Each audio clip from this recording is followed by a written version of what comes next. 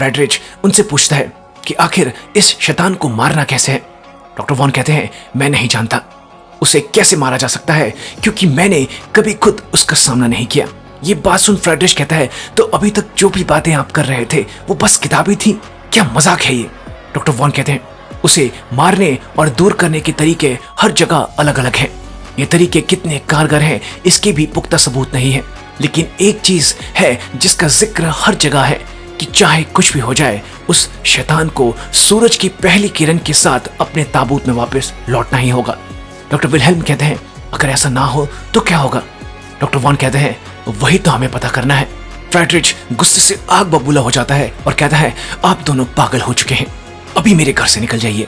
यहाँ सभी लोग महामारी से मरते जा रहे हैं और आप दोनों को ये पागलपन सूझ रहा है। जाते हुए डॉक्टर वॉन कहते हैं, फ्रेडरिच तुम्हारी पत्नी का खून उस शैतान ने चख लिया है, वो उसके लिए वापस जरूर लौटेगा, याद रखना इस बात को।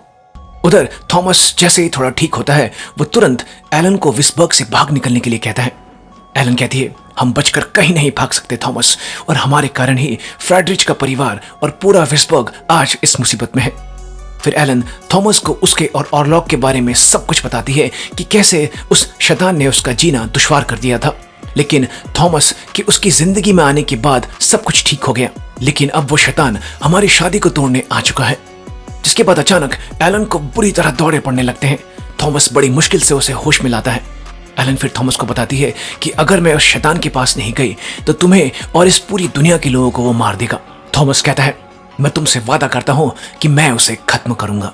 उधर डॉक्टर वॉन को उस काले जादू की किताब से पता चलता है कि कैसे प्राचीन समय में एक लड़की ने अपने प्यार से उस शैतान को अपने काबू में किया और उसे तब तक अपनी आगोश में रखा जब तक सूरज की पहली किरण नहीं निकल आई।